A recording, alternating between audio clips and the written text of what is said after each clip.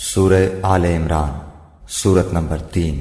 शुरू अल्लाह का नाम लेकर जो बड़ा मेहरबान निहायत रहम वाला है। अलिफ लाम मीम। अल्लाह जो माबूद बरहक है, उसके सिवा कोई इबादत के लायक नहीं, जिंदा है सबको थामने वाला। उसने ए नबी तुम पर सच्ची किताब नाजिल की जो पहली आसमानी किताबों की तस्दीक करती है, और उसी ने तौरात और इंजील नाजिल की थी।